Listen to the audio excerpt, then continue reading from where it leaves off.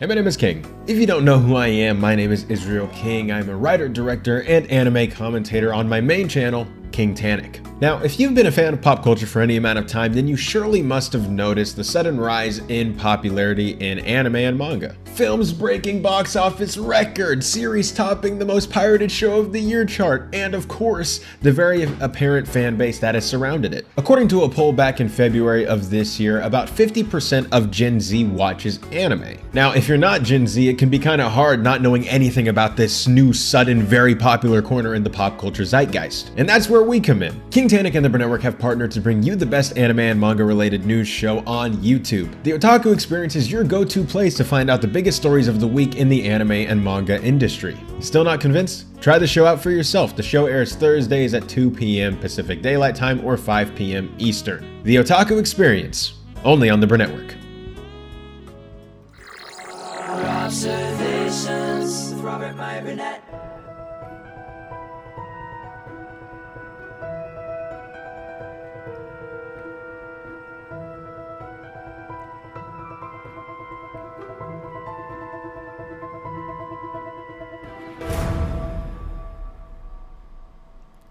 Well, greetings, imagination connoisseurs. Once again, it is I, your Duke of Dope Discourse, your master of fun and wonder, your viceroy of verisimilitude, your sommelier of sci-fi and cinema, your evangelist of the imagination, and of course, the as-yet undefined existential Mr. Rogers. That's right, me, Robert Meyer Burnett, and I am robcasting at you right here from the Robservatory. This is at you imagination connoisseurs, you members of this, the Post-Geek Singularity community. This is, of course, Robservations episode number 866. Wow, that's a lot. That's a lot of verbiage just vomited out on the interwebs. I promise. I apologize. I promise. Either way, I promise something, and I apologize for something else. It's kind of a yin and yang there, especially the way my life is going these days. Always interesting, though. Always interesting. So I wanted to talk about, once again, delve into things like the writer's strike, streaming, Hollywood, all at once. And I wanted to, first of all, as, I'm not a member of the Writers Guild, but I did win this award right here. I did win an award for Best New Writer in 1998 from the Writers Guild. I don't know how that's panned out so far. But I did receive one, but I have many people that have been on the picket lines now for quite some time. And I figured I wanted to talk about streaming and also just the state of the industry and where we're at and sort of provide some context for some things. And, of course, I've got to read articles to do it. Now, this next article is about Squid Game. And if you didn't catch up with it or you didn't read it, it was in the LA Times just the other day, and it's kind of a shocking article, and it really gives a lot of insight into what's going on with writers and creators and how they're really being taken advantage of by the corporate establishment that runs the entertainment industry right now. And this, let me just get into it because it's rather shocking, to be honest. I was shocked. Netflix turns to South Korean writers and crews as Hollywood strikes, but they feel exploited too. This is by Max Kim. It was published in the LA Times on June 28th, 2023 at 2 a.m. Pacific time. Seoul. I've been to Seoul. I like Seoul. I really, really liked Korea. And I highly recommend visiting Seoul. I actually saw a little bit of the countryside as well. Really like Korea, really like the people there, really like the food, really like the history. I saw the first Samsung VCR in a museum where it should be. Anyway, I recommend going to Korea, and I love Korean cinema. Let me just preface by saying that. So I have a lot of respect for their industry. And, hey, Parasite won Best Picture, right? In 2019... South Korean writer and director, and please forgive me if I get this wrong, Hwang Dong-hook pitched Netflix a script for a dystopian thriller about society's outcasts competing in Korean's children's games for cash prize. His story had been snubbed by local distributors 10 years earlier for being too outlandish, but Netflix took a chance on it. Squid Game turned out to be a bargain beyond compare. Made for about $2.4 million an episode, about a fourth the cost of Stranger Things, the 9-part series went on to win 6 Emmys, set a Netflix record for 1.65 billion viewing hours in its first 28 days of release, and, according to international Netflix documents, increased the value of Netflix, the company, by an estimated $900 million. The show also made Hwang famous, but not rich. In his contract, he had forfeited this. Okay, this is shocking to me. And you know how I'm always banging on about you don't get what you deserve, you get what you negotiate? I don't know who negotiated this next part, but you know what? Even the company, I understand everyone's always trying to pull a fast one in Hollywood, but this is beyond the pale. And when you think about this, this is part of what the writers are fighting for. The writers are fighting for, well, what they deserve, but also they're trying to negotiate what they deserve. In his contract, the creator of Squid Game, Hwang Duck-hyuk, again, if I mispronounced that, I'm sorry. In his contract, he had forfeited all intellectual property rights and received no residuals, which means he created Squid Game, but literally sold all the intellectual property rights. Now, to do something like that, can you imagine if you went to like Charles Schultz and bought all the intellectual property rights to Peanuts before it became Peanuts? That's insane. And I understand that's the hard bargain somebody like Netflix drives, but you should never accept it. You should stand fast on that one. You can't. I get it. Everybody wants to buy you out, but that's too much. But anyway, let me just keep going on. In his contract, he had forfeited all intellectual property rights and received no residuals. Royalty payments that writers, directors, and actors normally receive when their work is reused after an initial broadcast. He said in an interview that Squid Game had earned him enough to put food on the table. Netflix has since become one of the biggest buyers of Korean dramas, and Squid Game a byword for the country's ability to produce what the industry calls cost-effective content. South Korea's other international hits, including Kingdom and Hellbound, by the way, both of those are excellent, and I would highly advise you to watch them, have also been produced on relatively cut-rate budgets while topping the streamers' leaderboards. Now, I would also say, when they say cut-rate budgets, neither Kingdom nor Hellbound look like they spared any expense. And to throw another one in, Alice in Borderland was another show that comes from Japan that's also based on a manga that you should also check out. I know it's not Korean. We're talking about Korea right now. It just struck me. Kingdom and Hellbound. If you like both of those, check out Alice in Borderland. South Korean content is likely to become even more important to Netflix as the streamer turns to its stockpile of foreign titles to weather the ongoing Hollywood writers' strike. The 130 or so Korean productions, including 52 Netflix originals, already rival the company's library of original Spanish-language programming. Netflix, which estimates that 60% of its 230 million or so subscribers have watched Korean titles, recently announced it would be investing an additional $2.5 billion into South Korean content over the next 4 years. Smart, because South Korean content's banger. Whether you're watching crime thrillers, romances, horror films, or whatever, Korean cinema is where it's at. If you want to see a killer Korean horror movie, watch a film called I Saw the Devil. It's a little rough, but you should watch it. Netflix has become the first port of call for production companies and creatives looking to pitch their shows, given the streamer's willingness to take risks and give its creators a level of freedom absent in local television networks. Squid Game would never have been made if not for Netflix, a point conceded by Hwang himself.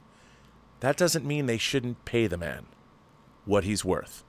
Netflix increased their value as a company by $900 million, and he made enough money to put food on the table. I think he should make enough money to let his kids grow up in the lap of luxury, but that's just me.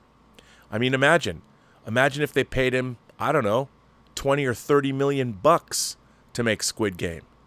Give them a decent price. Or 50 million. 50 million bucks. Isn't that what Jack Nicholson made, starring as the Joker in Batman? And that movie only made what, back in 1989? A couple of 100 million, 300 million maybe, something like that. Squid Game, 900 million added to Netflix, but the poor creator of the show got enough to put food on the table. This is why the WGA is striking, my friends, just so you know. At the same time, like their U.S. counterparts, South Koreans throughout the nation's entertainment industry are increasingly questioning the Netflix business model. I'm sure they are. And raising concerns that the country is becoming a little more than a bargain bin for the global streamer. Yes, and they should be, because it is. Writers and directors say that the lack of residuals should no longer be accepted as the price of admission for working with Netflix, while production workers point to the exploitative labor practices that have quietly driven Netflix's South Korean content boom. It all comes down to labor costs, says Kim Ki-young, president of the Broadcasting Staffs Union, which represents production crews. There is a staggering amount of unpaid labor being done. In a statement responding to questions from the Los Angeles Times, Netflix did not address specific examples, but said that the responsibility for the fair treatment of crew and creative workers lies with the local partners to which the streamer outsources all of its production. You know what? Don't say that. You're the company. You're paying for this production. Be fair with your workers around the world. Be fair with your workers. Now, I'm not saying workers revolt, but you know what you're doing. And if you're making a lot of money, you're making a lot of money. Spreading the wealth around in not even a massive way is, in the long run, beneficial. Remember, all of the lessons you need to learn in the world are in The Godfather. Yes, even Godfather 3. Helping your fellow man is profitable. Michael Corleone said that, and it's true. What you want to do is you want to keep your content creators happy, so they keep coming back to you, not like dreading working with you, but wanting to work with you. You should think of your creatives the way that Charette Day thought of their creatives in like the late 80s and early 90s. There's a reference for you. We pay fair, highly competitive rates with our K-content creators and set clear standards for our Korean production partners who produce all of our shows and movies, the company said. Oh, except you won't work without paying what? Bottom dollar for their entire intellectual property rights to the shows that they sell to you? How is that fair? What kind of a business practice is that?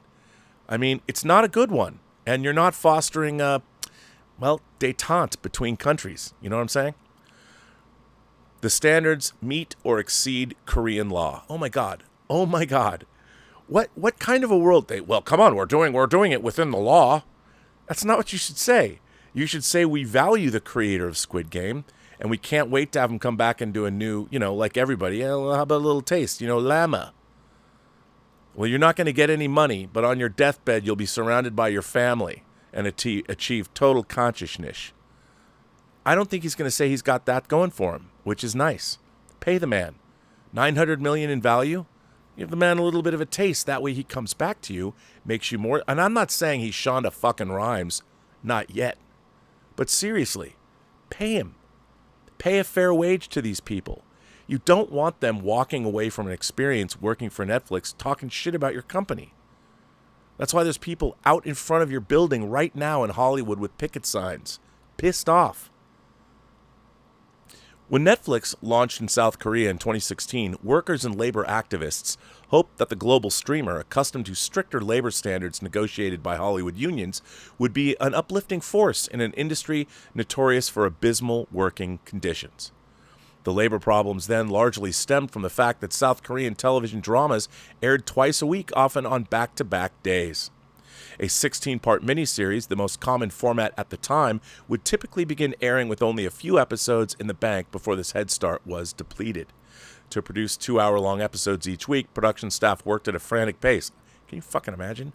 Writers often submitted scripts in an hour or two before filming was supposed to begin. Production crews were paid a day rate, but a day was defined as one unbroken stretch of filming, even if it lasted more than 24 hours. Some shoots would log more than 130 hours in a week, leaving crew members to snatch a few hours of sleep in public saunas. And we thought we had it bad. When you were filming in an indoor set, you lost all sense of day or night, said Jung-Wook Chang, a retired sound engineer who has worked on dozens of dramas. In 2016, 27-year-old Lee Han-bit, a drama producer at the cable network TVN, hung himself, leaving a note behind protesting these conditions. The words labor exploitation that the crew would throw around half-jokingly on set bore themselves into my heart, he wrote. I am a worker too, of course, but to them I'm just a supervisor. Nothing more or less. Increased public scrutiny and labor activism that emerged from Lee's death led to some meaningful improvements in working conditions, including a modest increase in wages and more rest between shoots. Most significantly, in 2021, legislatures scrapped a provision that had exempted drama productions from complying with a labor law that sets a standard work week at 40 hours and allows no more than 12 hours of overtime. But workers say that production companies where Netflix now outsources its local originals often ignore the law. Conditions on Netflix original productions are no different from any other in Korea, said Kim, the union president. In the end, it's all the same Korean production companies making them. Fearing retaliation from the production companies, many of those interviewed for this story spoke on conditions that their names not be published. In the case of one mid-career freelance producer on a recent Netflix original series, the production company paid her a flat monthly wage that was understood to preemptively cover the maximum 52-hour work week. It's a common arrangement used to squeeze workers. Certain tasks, like prep days when film crews were off but producers were called into the office, were strategically excluded from the count. This amounted to hundreds of hours of illegal overtime, all unpaid. I was paid around $3,400 a month at the time, said the producer. I'd say I worked somewhere between 90 to 100 hours a week. She described Korean productions as chronically understaffed. One person is expected to handle the workload of multiple people, she said. We only had 4 full-time producers doing everything from managing staff contracts to running shoots. By the way, I can tell you as a producer myself, this is no way to run a production. It's dangerous. Many production companies skirt the law by arbitrarily setting their own rules for what counts as work on sets. One common practice is to only count the time when the camera is rolling. The idea that they don't need to pay workers for any work done before the actual filming begins is a long-standing practice here, said Kim, the union president. In the case of a lighting technician who worked on a recent Netflix original, she and her team were called out for 2 additional days of preparation and setup, both of which were left off the books and unpaid, as was the hour they spent packing up equipment after each shoot. First of all, you have to understand that loading in and loading out is common practice to be paid here in the United States. In all of our productions. That is part of your day. It's very strict. It's a 12-and-a-half-hour turnaround, or 12-hour turnaround, and you have to pay for this. It's work. Loading in and loading out is as much work as any other on a set during a production. In the case, nothing about payment beyond 52 hours was put into writing because it was illegal. So we had to negotiate on the spot, the technician said. Companies will never pay you the legally required maximum, so we just got paid the regular rate.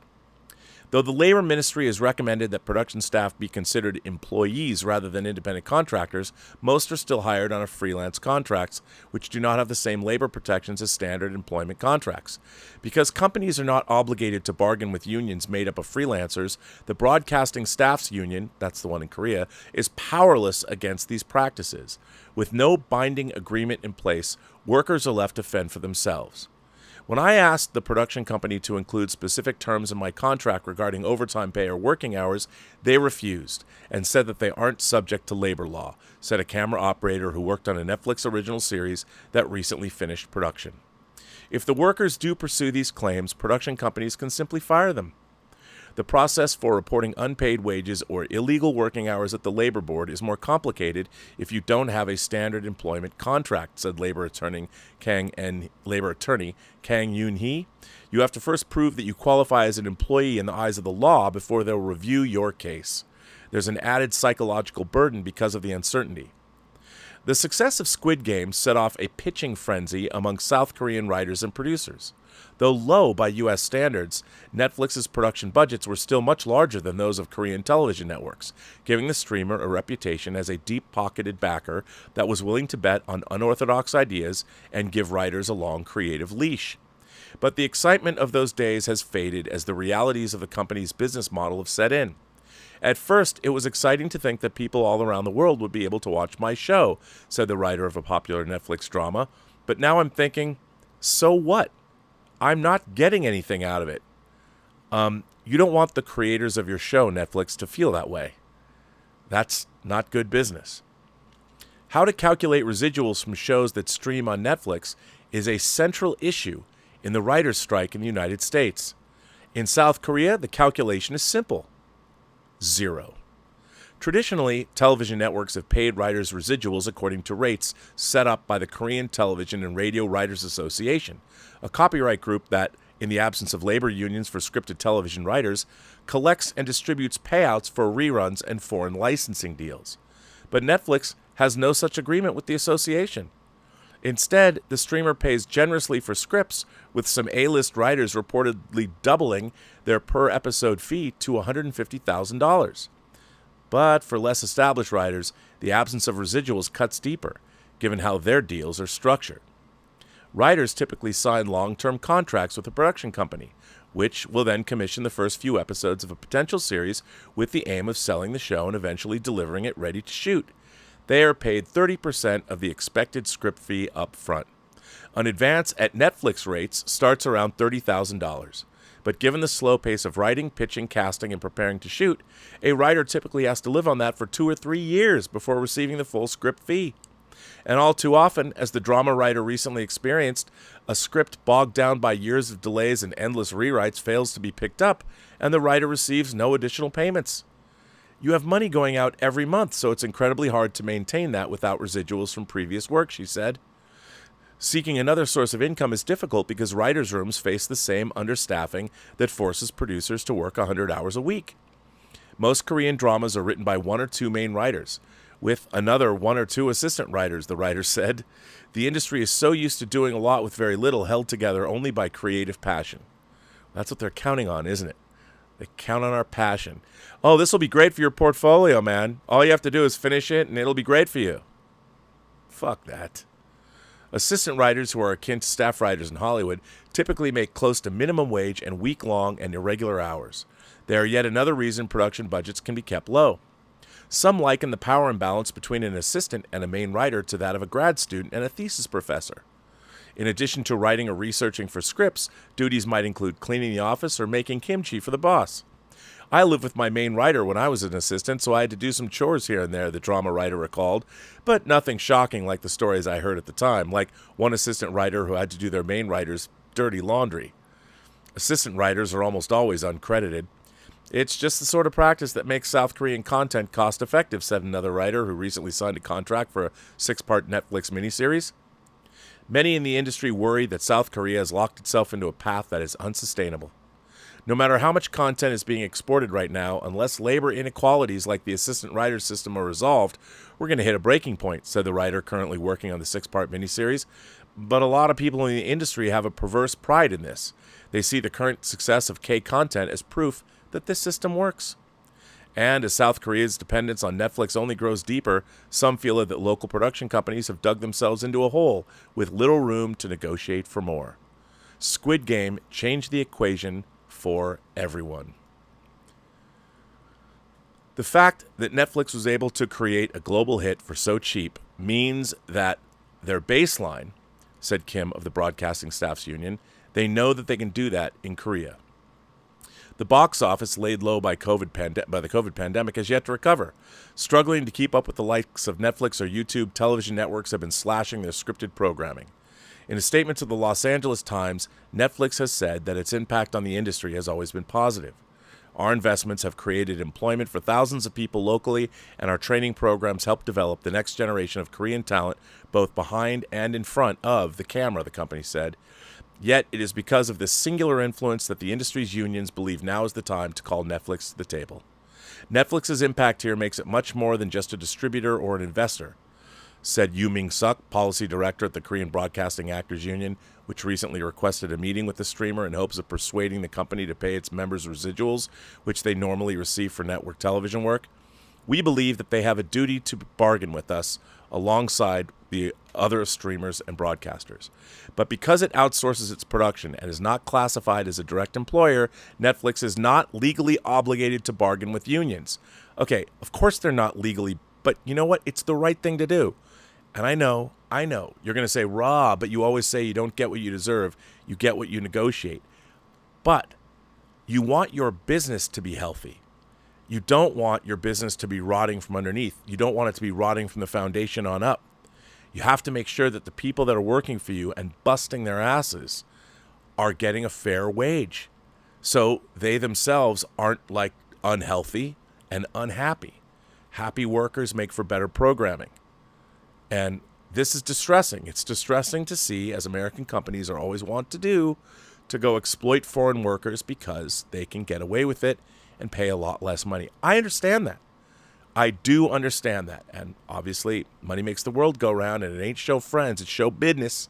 And these companies got to do good business, but doing good business means that you take care of the people that are working for you and doing the great content that is making you a fuck ton of money, even though that's coming up.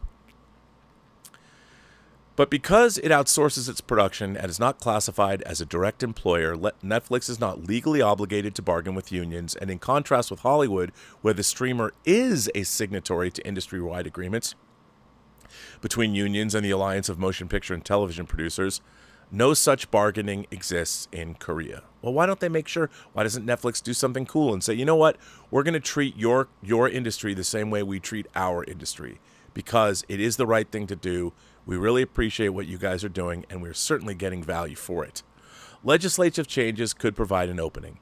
If passed, an amendment to the country's labor union law that is currently being reviewed in the National Assembly would broaden the definition of an employer to include companies like Netflix, requiring them to negotiate with unions.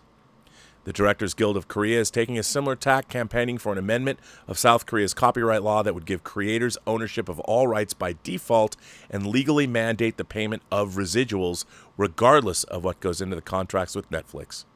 In a recent visit to South Korea, Netflix co-executive Ted Sarandos defended the company's current practices, of course he did, while also acknowledging that concerns raised over its business model.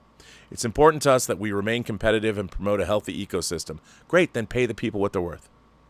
There you go. Pay them what they're worth. Make sure they're not working themselves to the bone so you have a safe work environment. And in the case of a show's success, we make sure that the creators are compensated in the right manner in the next season. Oh, yeah. Do a first season for us. We'll get you in the next one. Fuck that.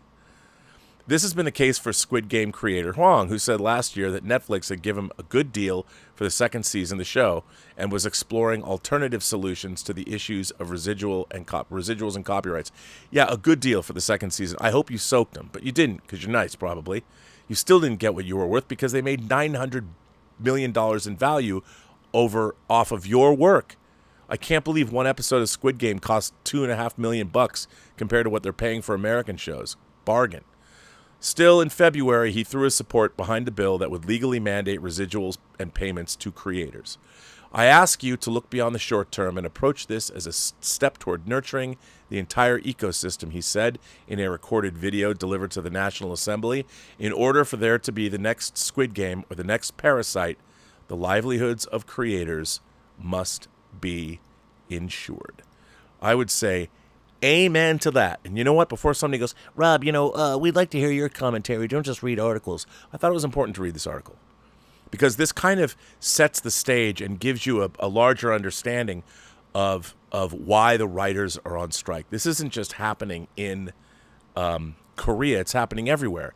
And even though there are unions, like the WGA is a very strong union, the DGA maybe is even stronger, and SAG is, of course, a strong union. And SAG, well, it's 4:59 Pacific time, meaning it's 5 o'clock Pacific time, and that means there's 7 hours until if SAG doesn't have a contract, they might be on strike come midnight, which means the WGA and SAG is on strike, and that ain't good in any way, shape, or form. So Yeah. Anyway, I want to read a letter. Just a quick letter from Willy J. Sasso. And he says, a simple fan letter. Dear Rob, I'm currently re-listening to your summary of Colin Trevorrow's Duel of the Fates script, as I tend to do every 6 months or so. And I was the first person to break that. I was the first person to... That's this channel's claim to fame on the internet. I was the first person to have the Duel of the Fates script. That's a story for another day. I simply wanted to share my gratitude to you for your presence in this movie pundit online space. Your passion, authenticity, honesty, and cinematic knowledge is edifying and endlessly entertaining. Your ability to have strong opinions and also hear out all sides of an issue, well, except for things Star Trek related, kidding, is a rarity and such a necessity in this movie space. You are a philosopher, Rob plus philosopher, a Robosopher. I guess that's what I would be. You are the true embodiment of verisimilitude, and I wish you only the best. I also selfishly hope you will continue Robosophy from your Robservatory, and I, as many others, will continue to listen, learn, and enjoy. Thanks for all you do, and cheers to all of your future endeavors. Willy J. Sasso. Well, Willy, that's very nice of you to say. Thank you very much for that. I very much appreciate it. Well, okay, now you've heard a little bit of why the guild is striking, why the WGA is striking. Now I want to go to something else. It's an article I found in Fortune about what the biggest. Well, let's jump into this. This is an amazing article, by the way. Fortune published this. Aden Ikram, let's call Aden Ikram, published this yesterday, June 29th at 7:07 a.m. Netflix, Amazon, Disney. Oh, I gotta take a swig of water for this one. By the way, I stopped drinking for no other reason than just trying to get in shape.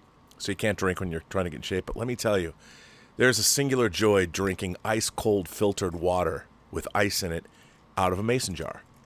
And you know what? Elizabeth got mad because she has these mason jars because she drinks her celery juice out of them or whatever the fuck she does. And I was like, I'm taking one of these mason jars. And the way the glass sweats and the way it feels in your hand, god damn. Fantastic. Love it. So yeah. Anyway, let's get into this article. Netflix, Amazon, Disney, and others spent a record $23 billion on original new content last year. So why is everybody watching movies and TV from the past? Years ago, presiding over a trendy Tribeca brunch, Oscar-nominated actor Harvey Keitel gave my college friends and me a crash course in filmmaking. Listen, man, even though we're in the opening act of the 21st century, there are just 3 things you need for a great movie or TV show. The script, the script, the script, exclaimed the Hollywood legend. Back then was a golden age of film and TV, but no one could imagine then that the very same content would be driving the biggest hits for streamers today. It's done just that, and raised a difficult question. Why is old content outperforming original new content? In 2022, streamers spent a whopping $23 billion on original new scripted content. In 2022. Although more original content is being produced than ever before, few are watching it. According to Nielsen, 12 of the top 15 most watched titles on streaming platforms in 2022 were licensed content from years ago, including NCIS, Coco Melon, I had to look that up, and The Simpsons. So here we go. Look at this. Here are the top 2022 top 15 streaming shows. Amazing. Stranger Things was number 1. Check this out. 52 billion minutes. And there's only 34 episodes. NCIS with 356 episodes, 38 billion minutes viewed. Coco Melon, there's a lot of kids out there, 38 billion. Netflix, Ozark, 31 billion. Encanto, Grey's Anatomy, Criminal Minds, Bluey, Gilmore Girls, Seinfeld, Supernatural, Wednesday, Heartland, Cobra Kai, and The Simpsons. Look at this list. Now, I have a theory about why this is. And I think it has something to do with the very format or the very place you're watching now, which is YouTube, where this originates. Here's the thing. Young people, and I mean, younger people, they're not watching shows the way we used to watch shows. If you look at these shows, like an ex-girlfriend of mine, she used to watch shows, whether it was Law and Order or whether it was Monk. I mean, if she worked from home, she'd just have these shows on like all day. Would watch them all day, over and over and over again, these big seasons. It's comfort food. But I'll tell you something. People today, especially younger people, I mean, they might dip into something like Stranger Things because it becomes some water cooler cause celeb phenom for the month or whatever it's on, 2 months it's on. And they'll dip into that. But even younger people are not watching programming the way we watched programming when we were growing up. They don't know what appointment television is because they're doing other things. They're playing video games. They're on Twitch. They're on TikTok. They're on Instagram. I mean, it seems we know this is the case. Younger people do not watch programming or movies the way we did growing up. So it makes sense that a lot of the things, I mean, if you look at this stuff, this programming, Ozark, which is fairly new on Netflix, it's a new show, but it's geared toward adults. If you're like 15 years old, unless you have discerning taste, you're not going to watch Ozark. I fucking loved Ozark, just like I love Breaking Bad and Better Call Saul. Supernatural is the same thing. Seinfeld, what 15 or 20, even 20-year-olds, even people in college, they're not going to watch Seinfeld. All of this programming is geared toward people who grew up watching programming, who grew up watching television. Cobra Kai. People love Cobra Kai. Why? Because they're older audiences that grew up with the Karate Kid. That's why they're watching Cobra Kai. No one in high school is. I mean, I'm not saying no one. There's people watching. But look at this list. For the most part, I mean, Encanto is parents watching with their kids because it's great. Coco Melon, kids. Bluey, kids. Everything else, Gilmore Girls. Gilmore Girls is comfort food for unmarried women in their late 20s and 30s. Or just women in their 30s. That's what Gilmore Girls is because they grew up with it. Because it was probably the most important. If you weren't watching Sex and the City, Gilmore Girls is a show for women that did not aspire to have Manolo Blahniks or many pairs of Manolo Blahniks in their closets. What the fuck do I know about women's dressing? But I'll tell you, that's the way I always thought about it. If you don't aspire to go live in Manhattan or Chicago or something like that, you were watching Gilmore Girls. That was your jam, and it's still your jam. It's not going anywhere at all. Supernatural, however many seasons it has. People love those boys. Come on. The Winchester boys, they love them. And Simpsons, come on. Simpsons, 667 episodes. So it's not surprising that Netflix in 2019 paid $100 million to air one more season of Friends before it went back to Warner Brothers and HBO. Or Max, wherever the hell it is now. So, and this is also showing you, this is showing you why is streaming in trouble. It's in trouble because the main audiences, for the most part, are not. Would you, if you're, say you're a 35-year-old unmarried woman. I'm not saying that's a bad thing. I'm not saying you're past your prime. People are getting married later. What I am saying is, what are you going to choose to watch on TV, or what are you going to choose to watch streaming on a Friday night? You might have a friend over. You're drinking wine. You're talking about things. You want to watch something. You could find a movie. Maybe you'll agree on that. Or what about a couple of episodes of the Gilmore Girls? What are you going to put on? To find something new is daunting. And unless it becomes a water cooler show like Squid Game did, like Stranger Things did, where are you going to find something to watch? What are you going to look for? Most people, even I, the content whore that I am, the person that loves all this shit, I go into Netflix and I find myself just like going to the horror genre and seeing all this low-budget crap that they've bought. That sounds good. Sometimes you'll find something like, oh, Baskin, or oh, The Void, or something that's good, and I'll watch it. I mean, I discovered Baskin on Netflix, and that John Schnepp recommended it to me. I'm like, ooh, Turkish horror. How good can it be? Fuck yeah, brah. That was awesome. Roy Lee should buy that and remake it in the United States because that shit's bananas.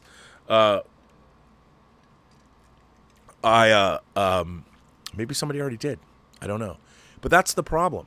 The reason that a lot of these shows aren't catching on is they're spending over $20 billion in 2022, and they're making a bunch of shows.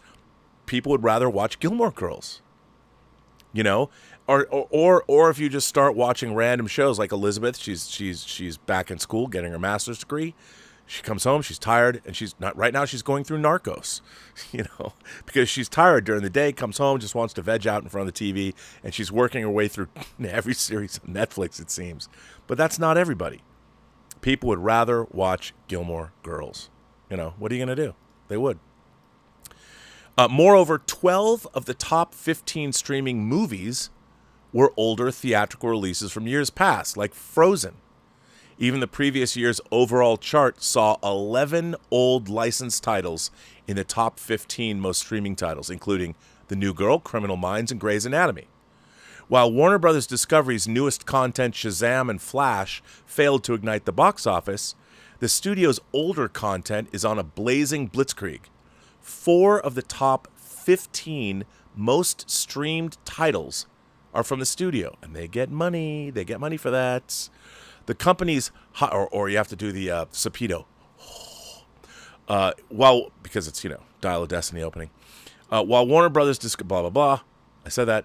The company's Warner Brothers highly respected president of content sales, David Decker, attributes that success to an entirely new generation of fans who have discovered our deep library of loved movies and television shows, or it's just people that watched them before that are watching them again. So it makes sense shows from the past are still heavily consumed. Astonishingly, only 3 new original titles. This is insane to me. Only 3 new original titles. Think about that. Of all the new streaming shows that they're spending billions of dollars on, only 3 made it into 2022's top 15 most watched streamers chart. And even those have ties to the past. Stranger Things borrows scenes and themes straight from the famous movies of the 1980s period it's set in. Ozark stars 1980s teen heartthrob Jason Bateman. I don't know if that's why. I think people watched Ozark because it was great, like Breaking Bad was great and Better Call Saul was great, and people were looking for the next thing, and I understand why. I loved Ozark. And Wednesday is a spin-off of the decades-old Addams Family franchise. I do not believe that Wednesday was hugely successful because it was an Addams Family spin-off. I don't think Addams Family was a niche thing. I think people liked Wednesday because, well, it was hip and cool, and everybody wanted to be Jenna Ortega because she was fucking badass. And that was a show that connected with younger people. And, you know, Gugumok helped. It became memeable. Wednesday's success is due to the memeable nature of Gugumok. Just let's be clear and understand that. Of course, you got to think about those things too. Social media made Wednesday the phenom that it is. Jenna Ortega's choreography, really, it's all down to that one scene and that one song.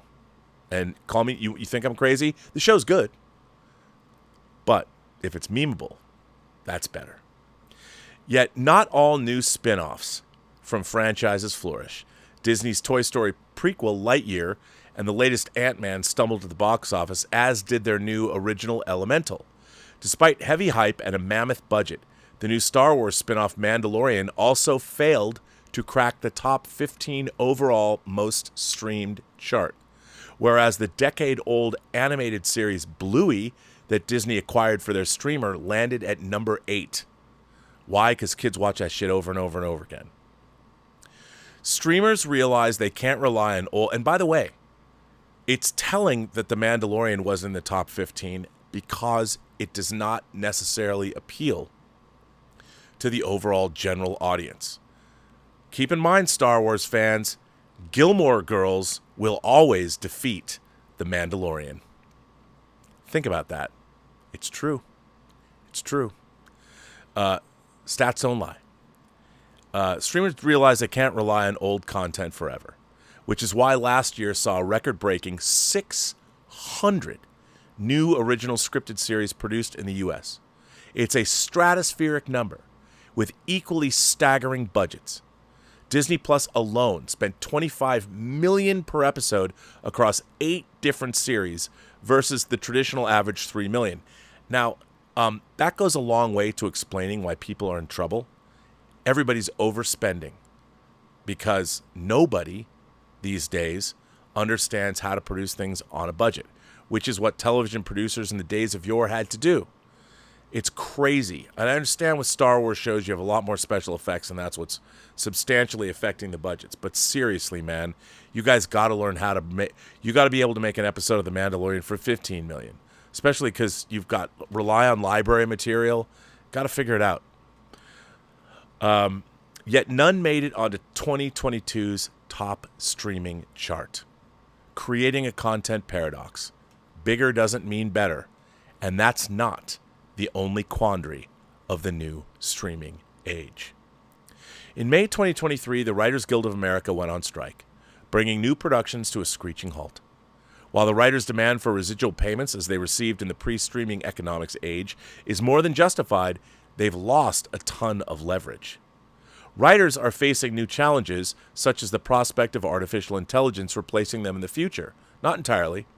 They won't, you know what? The one thing that's going to be protecting writers in terms of artificial intelligence, cases can be made that artificial intelligence are scraping the internet for previously copywritten material, and streamers and people who are paying millions of dollars, especially $25 million an episode, are going to want to know that what they're buying is completely owned by them.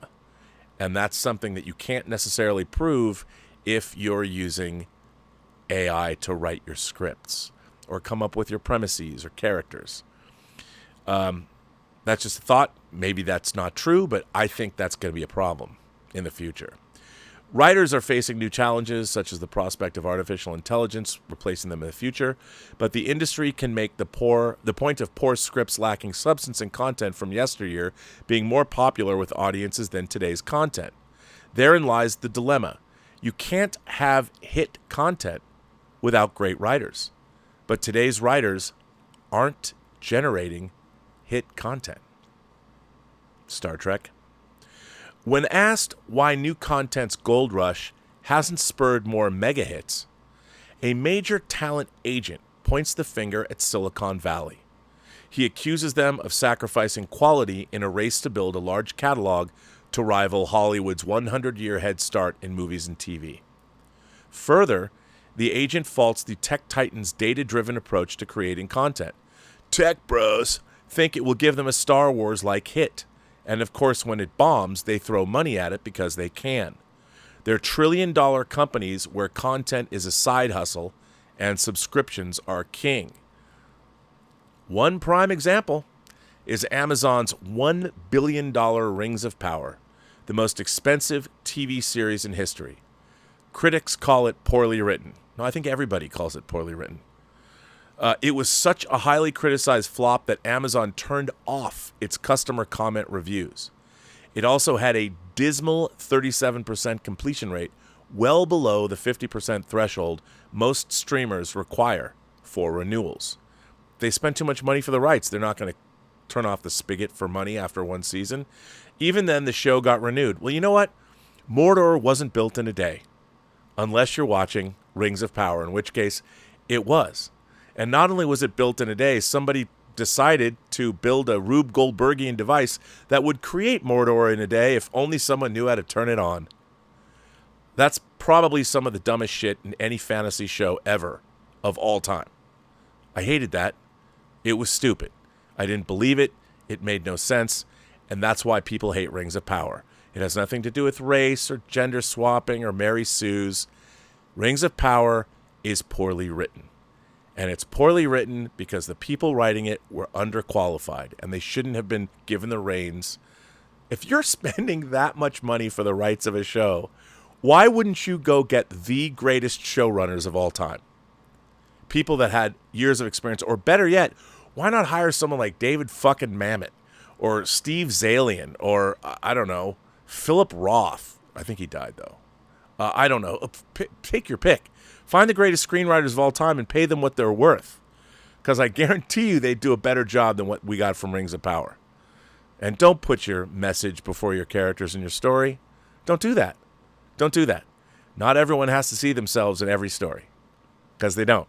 You know what everybody wants to see? a great story and great characters. They'll look for themselves later if the story is great. When I was growing up, I didn't expect to see myself in every story. I didn't expect to see myself represented because, well, I started watching movies when I was 5, and I hated movies about 5-year-olds. I wanted to see movies about people that I would become. I hoped I became Captain Kirk, or maybe Mr. Spock, or even Scotty, as long as I was on the fucking Enterprise, you know what I mean? Anyway. The show got renewed, Rings of Power, and there was no fallout at Amazon Studios, and the show's creators made millions. The guy who made Squid Game didn't, and the people that made Rings of Power made millions. Wow. Wow. Silicon Valley can't take all the bad rap for original new content's existential crisis. Traditionalists blame intellectual property, Transformers, Avengers, Barbie, Super Mario, for dethroning creatives. Writer-director Quentin Tarantino criticized Hollywood's modern era as one of the worst in the history of filmmaking. I totally agree with that. Filmmaker Ridley Scott expressed contempt for the explosion of superhero movies, and director Martin Scorsese described it as not real cinema. Well, I've spoken about why that is on previous shows, but to recap, the reason is that movies at the studio level, they're only making tentpole movies. You know, we're not going to get, and I always use this as an example, and I encourage everybody to go watch it. Yes, it's slow moving. It's deliberately paced, as I would call it, but it's one of my favorite movies of all time, just in terms of a character study. Go back and watch Sidney Lumet's 1982 film, The Verdict, starring Paul Newman. Don't read anything about it. Don't read any fucking reviews. Don't go look on the IMDb and see what its rating is. Just listen to your old man Bob here. If Bobby B tells you to watch something, it's not ill-considered. I'm only going to tell you to watch the best of the best. And if I tell you to watch a movie like Stone Cold with Brian Bosworth and Lance Henriksen, I'll explain to you exactly why I'm telling you watching that. Because 5 minutes in, you're going to go, why did Uncle Bobby B tell me to watch this particular movie? I'll tell you why. Because Craig Baxley did a hell of a job. It's a total B movie, but as far as B movies go, Stone Cold's great, and Lance Henriksen delivers a tour de force performance. But I wouldn't recommend it to everybody. The Verdict is a movie you have to see. The Verdict is a definition of a great character study.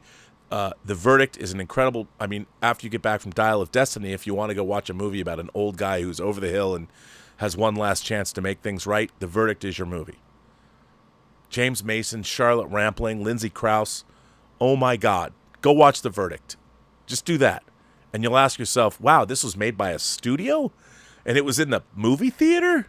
And Paul Newman didn't win an Oscar for Best Actor for this performance? Just saying. Check it out. But that's what they're talking about. That's what the studios were making. They don't make that anymore. The studios aren't making anything except tentpole IPs. And then they hire people that aren't necessarily qualified to make those tentpole IPs.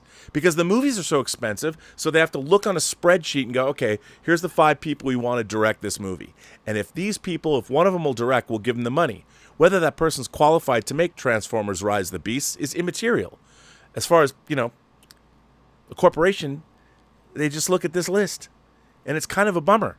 What they should do is cast a wide net and go, which directors in Hollywood are the most excited about making a Transformers movie? And I'll bet your bottom dollar there's somebody there that is, because I'll tell you something, Tom DeSanto, the producer of the X-Men movies, he knew. He was one of the people that got the rights with Don Murphy to the Transformers. You know why? Because he grew up with the Transformers and loved them. And they went and got the rights. And there's been, 7 Transformers movies now? So good on you, Tom DeSanto. You knew what was up. Anyway, whether the onus lies with Hollywood, Silicon Valley, or the writers themselves, other factors may impact original content's reception. Whether it's the lack of diversity that led to Oscars So White, or the rise of anti-wokeness that triggers DeSantis' war on Disney. Then there's the rise of bland content going peak redundancy, artsy niche content known as prestige TV, and too much content termed peak TV. Whether the real culprit behind original new content's near collapse, you can bet Harvey Keitel knows the ultimate cause. Before the end of that Tribeca brunch, he left us with these parting words. Writers are the lifeblood of content, and never forget that. So there you go. I mean, it's the same as it ever was. Great characters, great stories, great writers. They're the key to everything. not corporate analytics, and not like, oh, let's look at this spreadsheet and get this person to direct this, and we're going to make this movie. That's what they're going to use. They're going to use AI, which can only look at previously existing material to chart trends. Everybody is trying to figure out, take content and make it into a science. Warner Brothers is going to consult AI, which movies should get made. And AI is going to look at trends and things, but, it can only look at things that got made and were successful. Do you know what is pretty much true about all the biggest successes of Hollywood? If you look at all the biggest successes of Hollywood, they were all first-time shots. I mean, Endgame is a result of Iron Man 1 being made, which was a crapshoot, and it worked because you had people that knew what they were doing. So a movie like Endgame, I would still say, is a result of somebody taking a risk on Iron Man 1. Kevin Feige knew. Avatar, totally original IP. Totally original IP. And that was created by James Cameron, perhaps the greatest meat and potatoes genre filmmaker that ever lived. He knows what he's doing. No, he doesn't go look at spreadsheets. Even for the whole new Avatar series, Avatar 3, 4, and 5, he hired a group of other writers that he trusted. They developed the stories together under his tutelage. And it worked out. So the real question is here, and it's a simple question. Is Hollywood going to put aside all of this fucking BS? And here's two things that Hollywood needs to do. They have to spend less money making shows. And the other thing is, they have to hire people that really know what the fuck they're doing. Because right now, they're not doing either one of those things. Our biggest IPs are in the hands of people that aren't qualified. How do I know they're not qualified? Because they're not making things that make tons of money. They're losing money. They're losing their audience. They have to figure out, let's get people, why Hollywood isn't looking for people that love this stuff. Why aren't they taking out ads? If I had bought Star Wars, if I was Disney, if I was Bob Iger, and I'd go to Kathleen Kennedy and I would have said, hey, Kathleen, look, why don't we invite the top 25 filmmakers in Hollywood to pitch us on a new Star Wars trilogy? Call Paul Thomas Anderson. Call David Fincher. Call these guys and be like, come on in. Carte blanche. Whatever you want to do, sell us. Sell us on your vision. You go hire whoever you want. Well, I George Lucas could say, well, I want Steve and I want George Miller and David Fincher to do the Star Wars trilogy, and I'll come up with ideas, and then they run with it. Let's do that. Why not do that? Why is Star Trek, Star Trek was taken over by a company whose leader said, yeah, I never liked Star Trek. I didn't like, as a kid, it was too philosophical for me. I just didn't like it. I didn't like it. I was a Star Wars guy. Yeah, and he directs 2 Star Trek movies. And Into Darkness, one of the dumbest big-budget science fiction movies ever made. I mean, stupid from frame 1 to the last frame, which ended with Tribbles and Superblood from Cont. How's that work? I don't know. Oh, wait, what? Star Trek? I was kidding. Didn't mean to talk about Star Trek. But I don't understand. Great writers, that's where it all begins, that are treated fairly. If they create Squid Game, don't take their intellectual property rights away, you assholes. Don't do that. Share in it. Say, even make a fair deal. We split them 50-50. Same with merchandising rights, whatever. I mean, come on. Anyone that's read The Making of The Empire Strikes Back knows how close. Rinzler's Making of Empire Strikes Back knows how close. 20th Century Fox, when they had money problems, they said, hey, yeah, we'll give you the money to finish Empire, but we'd like the merchandising rights back. I mean, come on. This is an old story. Everybody should know. Anyway.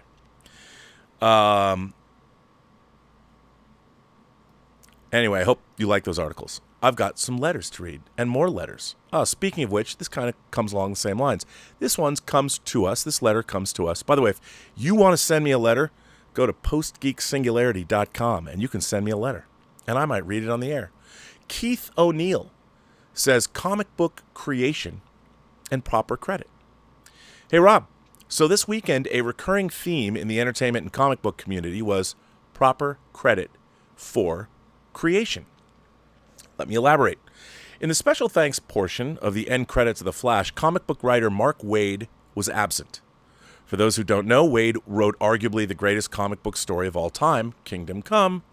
I have the absolute version right over there. Waid also had notable runs on The Flash and created the Speed Force. I don't know who is in charge of the special thanks of DC Comics movies, whether it's DC or Warner Brothers themselves, but whoever it is, shame on them. They thanked Mark Millar because, apparently, the aspect of Supergirl being held captive in Russia was taken from his Elseworlds story, Superman Red Sun, so it isn't strictly characters used that gets comic writers and artists credit. Story aspects get it too. To add insult to injury, Wade not only wondered where his special thanks was, but was at the Hollywood premiere of The Flash. Here's a link explaining everything. Another huge proper credit debate this weekend was sparked by the Disney Plus documentary on Stan Lee. I watched it, and it is very one-sided, with Lee giving the oral history of his life. Have you watched it? I did. I also read Jack Kirby's son's letter about this. In the documentary, Lee tells the stories we comic book fans have heard for years about how he came up with Spider-Man, the Hulk, and the rest of the Marvel Universe. But over the years, it has come to light in the comic community that Lee either exaggerated or flat out lied about how he came up with the characters, or if he even came up with them in the first place. The son of Lee's frequent collaborator, Jack Kirby, released a statement denouncing the documentary and pretty much called Lee a liar. Personally, I think Lee's exaggerated how he came up with stories and characters. I attended a panel at a convention last year with Amazing Spider-Man writer Jerry Conway. He wrote that the famous death of Gwen Stacy. He wrote the famous death of Gwen Stacy story. At the panel, he said Stan Lee flat out lied to the press about it. Lee claimed he had no idea who Stacy was. He had no idea that Stacy was going to die and was on vacation in Europe when it happened. Conway said that both of those were flat out lies. He knew exactly what was going to happen. I also must add, for the guy who created The Punisher, Gary Conway seems like a pleasant guy. Do you think Lee has taken more credit than he deserves, or was he right to take credit for the stories and characters Marvel told in the 60s? Thanks, and stay metal. Keith O'Neill.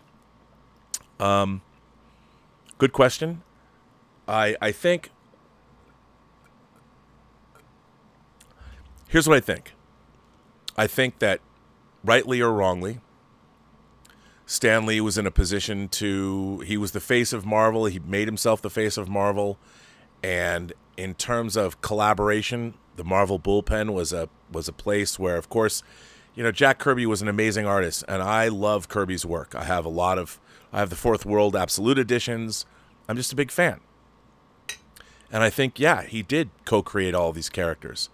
But, you know, it's up to you to write your own myths. And Kirby died too soon, and he hasn't been around, and Stan Lee, you know, lived into his 90s, and he was able to see himself do cameos in Marvel movies, and he was out there tub-thumping for the... Look, you can't... The world is unfair.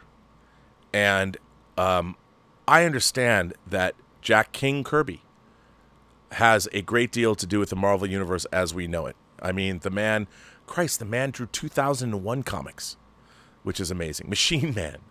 You know, I love Kirby. I love Commandy. You know, I love Kirby's work so much. But the fact is, you got to take that credit. It's up to you. You cannot expect the world to give you. You do not get what you deserve. You get what you negotiate, or you get what you take for yourself. And, you know, Stan Lee had his side of the story. Everybody else has their side of the story. Is it right? No. But that's the way of the world. And, you know, people can get pissed all they want. But, you know, Stan Lee was out there, rightly or wrongly. You know? And the great thing is there's enough people out there now that will set the record straight. And that's kind of sometimes all we have, really. Do I think it's right? No. But what do you do about it? The fact is, it was all work for hire. You know, you went to work for Marvel, it's Marvel's. And, of course, I don't know why Mark Waid didn't get a special thanks for creating the Speed Force. And I'll tell you something, I don't know if that was necessarily a slight. That might have been legal. There might have been some legal loophole because the Speed Force or whatever, is the Speed Force itself, you know, that concept gets incorporated into... So Mark Waid created the Speed Force as a concept while working on Flash, which was a previously existing character that he didn't create. So from a legal perspective, maybe they can't thank him because, or they didn't feel the need to thank him because, and again, I'm speculating here. From a legal standpoint, they didn't have to. It could have been that. The lawyers could have said, well, we don't have to thank him, so they didn't. But again, I don't know the answer to that. I do not know. This one comes from our friend Stubble McShave, all the way in Sweden. The book banning in the culture war is on both sides. Make it stop. Hi, Rob. I love books. Books of all kinds. Me too. I've watched in dismay as the so-called culture war is ravaging the U.S. It seems banning or editing books is a popular thing these days in the front lines of this culture war. I absolutely loathe the authoritarian tendencies of book banning. And it's not just one side who does the book banning. On one side, we have the safe space people who are getting offended posthumously by some classic novels. On the other side, we have uptight parents thinking that books dealing with slavery, racism, or have gay protagonists are dangerous to society. What both sides in the culture war fail to realize is that libraries should contain something to offend everyone. It's a part of freedom of expression. The freedom of expression is just as important to the receiver as to the expressor. It is important to be exposed to things that may offend your sensibilities. It seems that people don't understand the difference between depicting something and endorsing something. Also, how many young people are looking up information about taboo subjects in the libraries? They're looking at extreme porn on the internet and joining groups of like-minded people on the internet where they are radicalized in whatever thing they're interested in. In the library, they just might, get exposed to ideas that's outside their little sphere. I'm so tired of this so-called culture war that's destroying the enjoyment of culture. Make it stop. Stubble McShave. Well, Stubble, I wish I could make it stop. All I can do is my little part here on the internet. But look, I agree with you. First of all, if I was a parent and my child was going to the library and reading books, I wouldn't give a fuck what books they were reading. I would be overjoyed. And first of all, I got to tell you, when I was a kid, I snooped. I found in my mother's end table, I found 3 books. I'll say it. The Sensuous Man. It was like by a letter, by H. The Sensuous Woman, that was by L. And The Sensuous Couple, by H and L. And these were complete, straight-up sex manuals. My mom didn't know that I was reading them, but I read them all. How do you think I knew how to become a cunning linguist? But no, I read them all, and I don't think that she would. I learned a lot. I learned a great deal from those books. I mean, they taught you the mechanics of sex, but nobody ever sits you down and explains sexuality, except maybe Prince. But you didn't learn. I read lots of books. I read lots of books on sex, all kinds of sex, straight sex, gay sex, deviant sex. I was interested in human sexuality, also from a creative standpoint. How creative to make it up in your brain, what turns you on, what is this I don't think that's wrong. As a matter of fact, I mean, it's so weird because it's the parents that have the problem with this stuff, not kids. When you can go to any porn site on the internet for free and watch all kinds of crazy pornography, I would much rather have children have a literary background about sexuality when they start, jerking off to all this great internet porn that's everywhere. It's such a bizarre thing. This idea that we're going to pick a pet subject and think we're going to protect kids from this. It's so weird. I mean, they have to worry about guns in schools, and we've got somebody walking in with an AR-15 and blowing them away. And at the same time, their mother is telling them, no, you shouldn't see this book on sexuality, as if they're not sitting at home wanking themselves every night when they figure that shit out. I mean, it's so weird. We want to deny our basic humanity. I think it's dumb. I don't believe in book burning of any kind. I certainly don't believe in censorship of movies anymore, as evidenced by the hundreds, thousands of films I have over there. I don't believe in it at all. It's stupid. You don't want to deny anyone information. Information is not a bad thing. You don't want people to get radicalized, but hopefully the free flow of information makes people think twice. And you know what? Good parenting should be guiding children. And kids should be able to come up to their parents and go, hey, I was reading a book today and it was totally inappropriate, but I have these questions. Can I ask you about them? And I hope if a kid comes up to their parents and asks that question, the answer is always yes. And a parent will sit down and listen to what a kid has to say, even if that is, about, Dad, what's a rim job? Don't understand it. Why would anyone do it? Seems gross to me. Well, son, let me tell you. No, but nothing should be off limits. And when we're denying ideas and information, we are we're doing a great disservice. And we're telling people that there are ideas that are off limits. And if ideas are off limits, that's where the questions aren't going to go away. They're going to go find those answers elsewhere. And I would say parents should be parenting, not trying to parent other people that aren't their children, which is what I see happening with all kinds of book burning. And people on both sides. That ideology is pernicious. It's dangerous to me. It's going to cause some kind of a holocaust by you saying that. Well, no. All ideas should be able to be freely examined in the public sphere. Bad ideas will die in the light of the sun. So, anyway, don't fear that kind of stuff, but what are you going to do? I don't know. How about not censor books?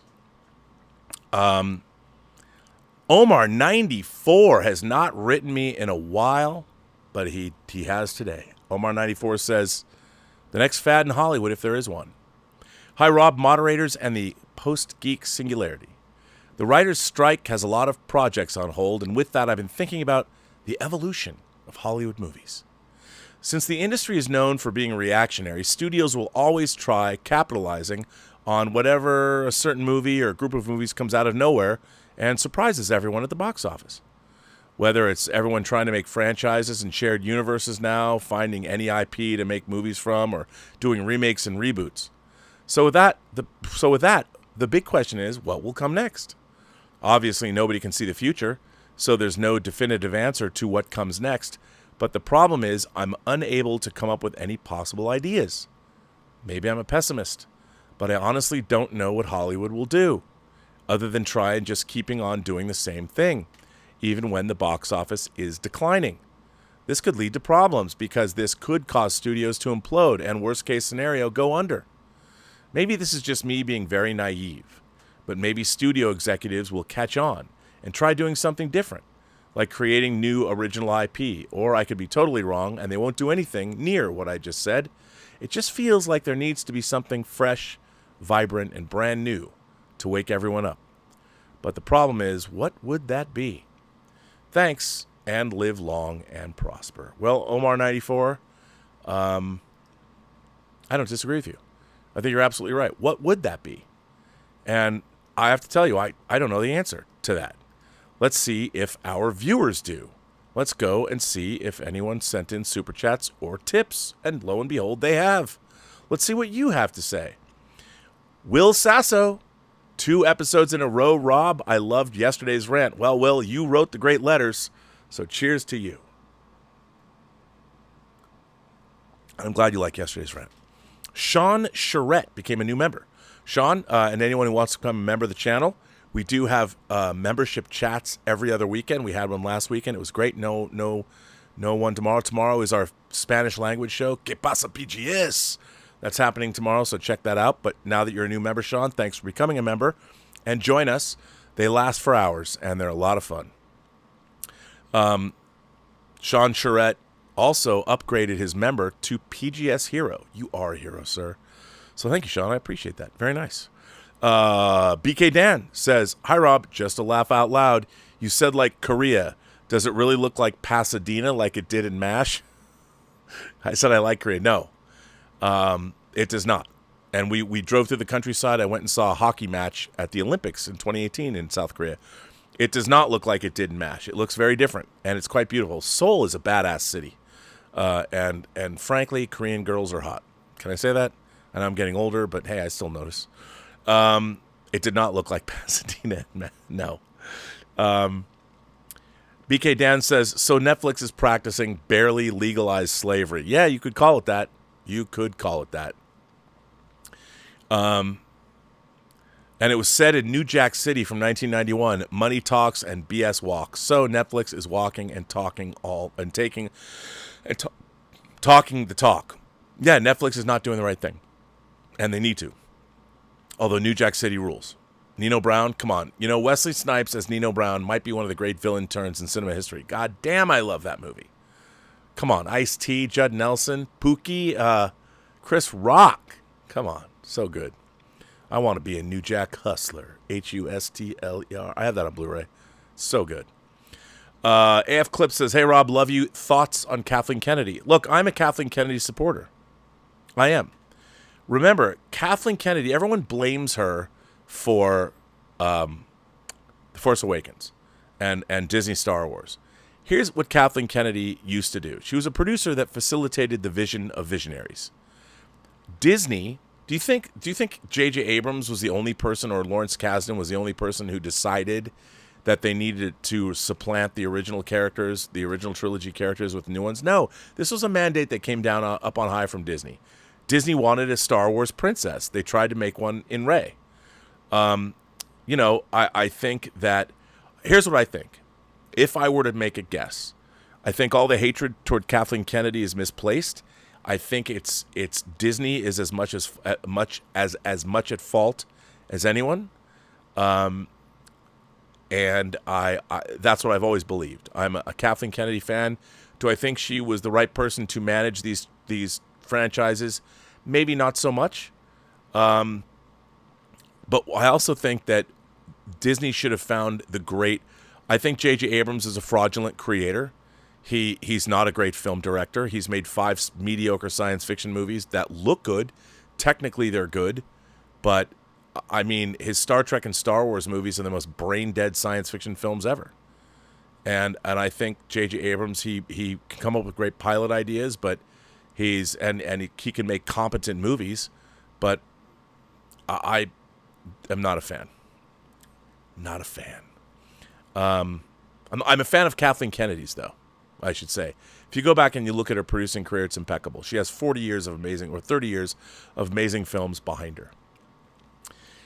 Michael Piatkowski says, streaming is the work of the devil.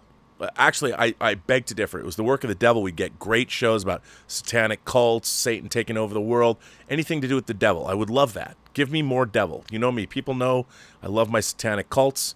If there was a satanic cult that I could join that would really conjure up Old Scratch from the Stygian depths of hell, and I could be given the riches of the world and make whatever movies I want, let me sign on the dotted line. I would absolutely sell my soul to Old Scratch, to Satan himself, to get successful. I'll just say it right now.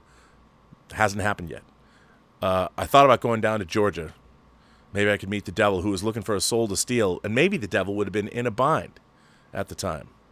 He was way behind. He would have been looking to make a deal, and he would have come across me, an old boy, not sewing on the fiddle, but doing something hot, and the devil might have jumped. No, whatever. Round the mountain, run, boy, run. I love that song. JS became a new member of the channel. Thanks, buddy. Michael Piatkowski says, streaming is the work of the devil still. Did you see we're getting a Psycho 4 box set from Arrow? Yeah, and people are bitching about the artwork on the box. Yeah, I will buy the Psycho 4 box set, although I already have Psycho on 4K. But yeah, I'll buy that box set because I love Psycho 2 and I love Psycho 3. Cha-ching, count me in. Harris McGrade, who's been a member for 10 months. Skinny margaritas, my friend. Skinny margaritas. People always chuckle and comment, but I lost 100 pounds and still enjoyed social drinking. Makes me chuckle. Oh, look, if you want to look, here's the thing. You want to drink and still you want to lose weight? Vodka sodas, soda water. That's it. Vodka sodas, not tonic water. Vodka. And actually, I like vanilla Stoli and soda. But you know what? Those aren't fun to drink on live streams. And I'm at home, so I'm working out, walking the dogs a lot. Gonna get in shape and lose 50 pounds, man. Why not do it? Get that svelte face back. But I gotta tell you, I also like drinking mason jars full of cold water. I do. Fantastic. Skinny margaritas though. Yuck. I need those Cadillac margaritas, shot of Grand Marnier on the top, little. I mean, I know people say you shouldn't drink quality tequila in a margarita. Why would you not? Whatever. Give me a silver, whatever silver tequila you got. Make it a double with a shot of Grand Marnier, rocks and salt. I'm good.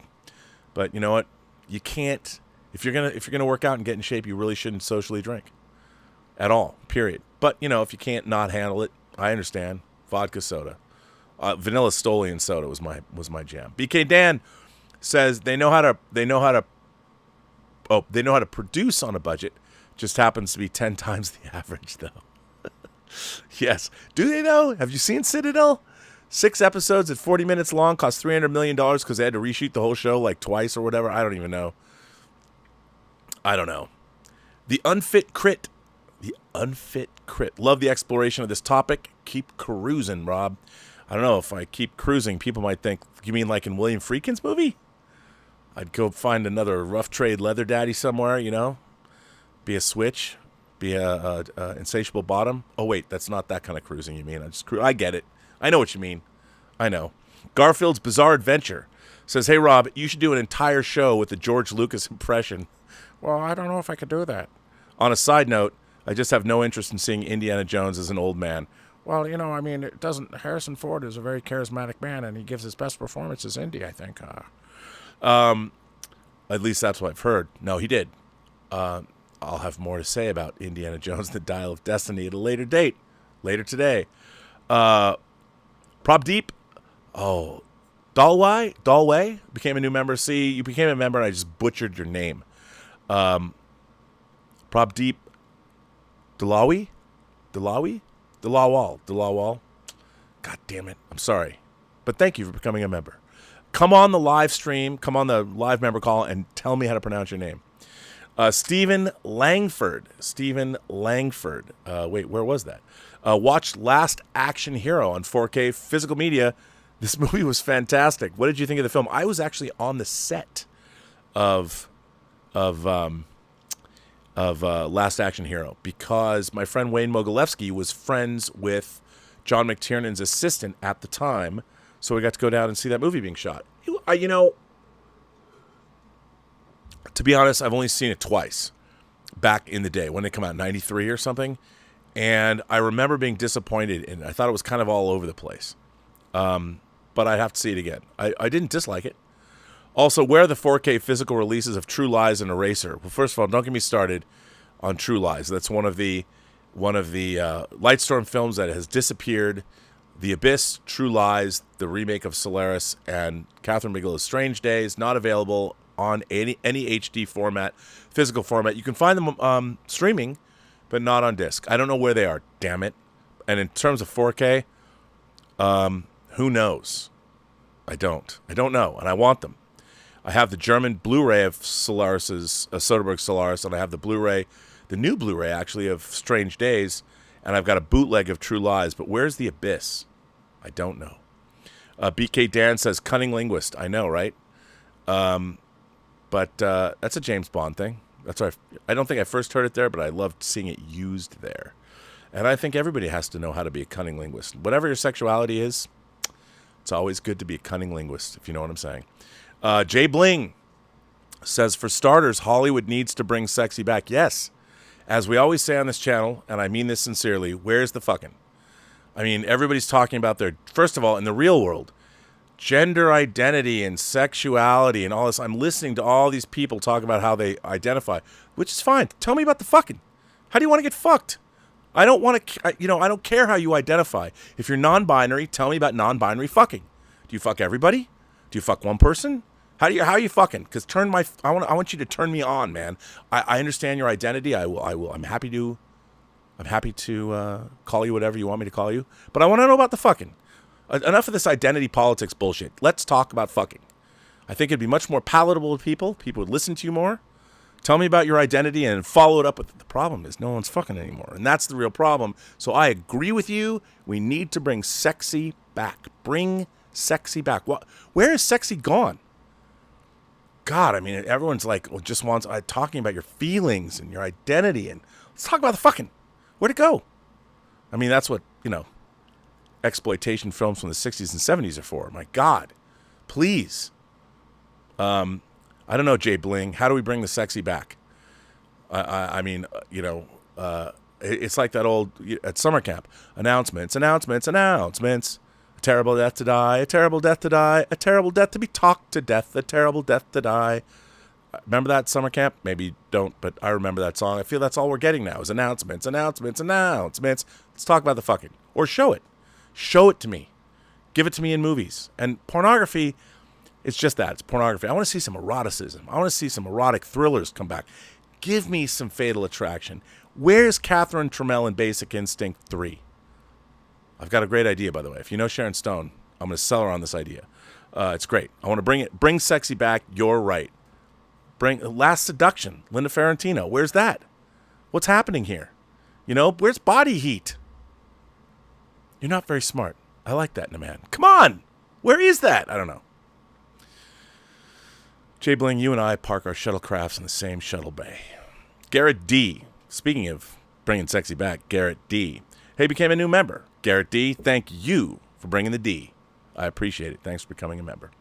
Tom Jr. Jackson. Oh, rest in peace, Alan Arkin. Serpentine. What a bunch of great roles that Alan Arkin had. Go fuck yourself. He was a great actor. I loved him. He was fantastic. He was in so many great movies. What a career he had. Jay Bling goes on to say, speaking of bringing sexy back, the You Must Remember This podcast put up an episode detailing the downfall of Joe Esterhaus with Showgirls and Jade. Yeah, no, I know. Did you see there were some great pictures. Who posted them of Joe Esterhaus? You know what? The woman, I forget her name, who does the You Must Remember This, that's Ryan Johnson's wife, right? I've listened to some of this. They're going through the 80s erotic thriller thing. I don't agree with a lot of her stuff. And here's the thing. I feel that she went back and watched these movies from today's perspective. I don't think she was there when these movies were new. And if she was there, she wasn't watching them. And I want to do a rebuttal to this whole series. I haven't listened to all of it, but I do want to do a rebuttal to this series. I honest to God do. I really do. But it's a good. I think everybody should listen to the You Must Remember This podcast. It is a good podcast. Mark Croson says, video streaming has annihilated movie houses faster than a marathon runner chasing free popcorn. Rising costs leave families pondering, should we watch a movie or mortgage the popcorn machine, or mortgage our popcorn machine? No, I think it's true. I mean, look, it all does come back down to writing, and writing and filmmaking. It really does. And that's what we all want great stories well told. And if we're not getting them, we won't watch. So you're right. Science lady's here. Hello, science lady. We need more people to learn critical thinking. Amen. We're not teaching that anymore either. Critical thinking is the most important thing. Certainly in our politicized culture, there's not a lot of critical thinking going on. I get people say all these things about me. They'll make they don't understand that I try and lead a nuanced life. If I'm talking to somebody that it seems like we're diametrically opposed politically or something, people then just decide. I had people calling me alt-right today. I mean, do I come off as alt-right? I mean, I published. There was a video. Look, it was by a channel called Nerd Talk, and it had Dylan Mulvaney was on the thumbnail. But it was actually a pretty thoughtful video about masculine heroes. And I was like, this is interesting. Look, I get it. It was probably written by some right-wing AI chatbot or something, and somebody put video over it, whatever. I thought it was an interesting piece, though, and how it had some interesting things to say.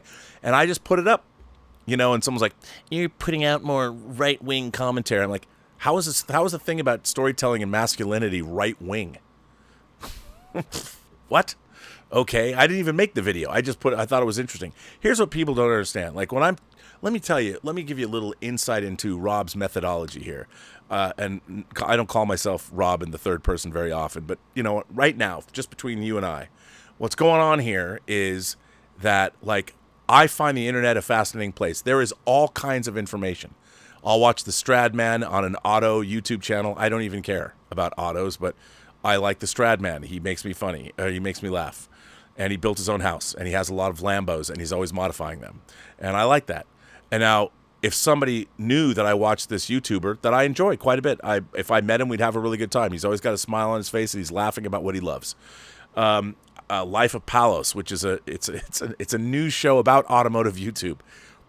Why do I watch it? I'm here for the beard, as he would say, and not in that way. He literally has a nice beard. I watch all kinds of things on YouTube, all different kinds of people. It means nothing. Just because I was watching something and oh, that's interesting.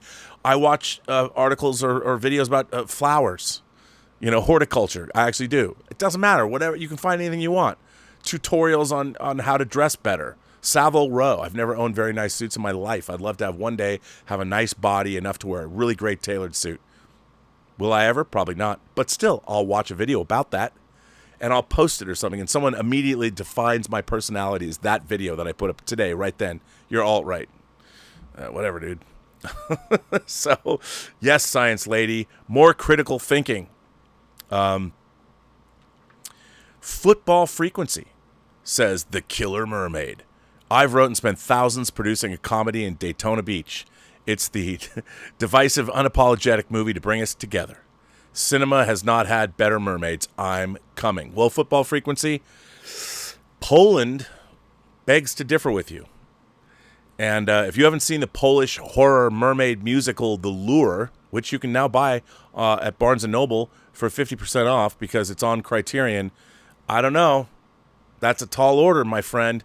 If cinema has not had better mermaids, I would direct you to the movie The Lure, the debut film by a female director that I can't remember her name because it's Polish, and if I did, even in front of me, I would butcher her name.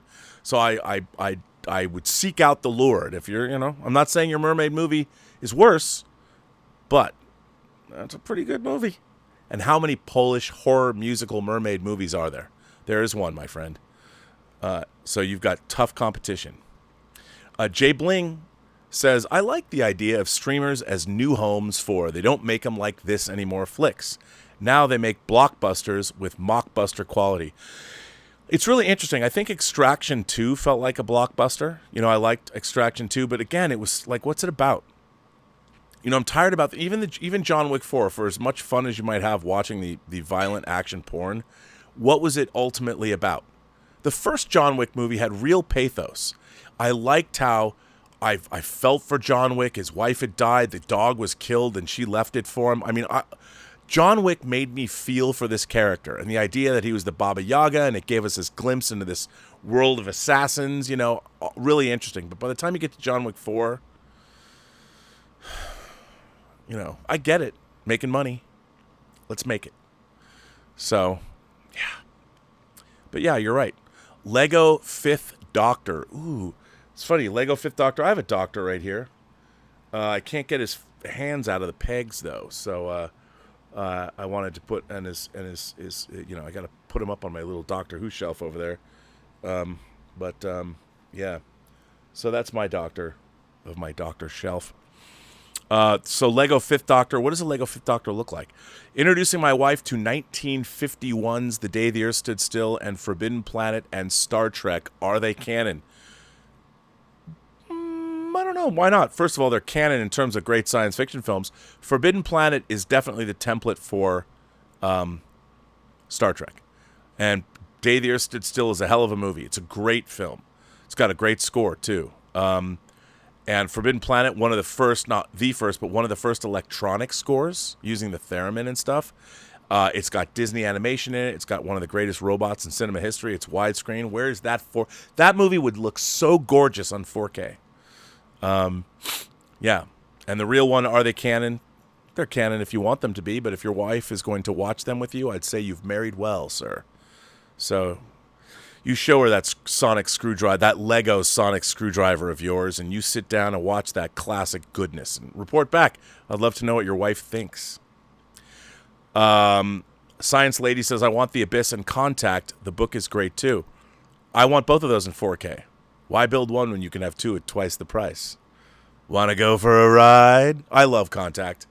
It's not perfect, but I love it, and the effects are a little dated, but it's so much fun to watch. I love that movie. Did you look at the report? Yes.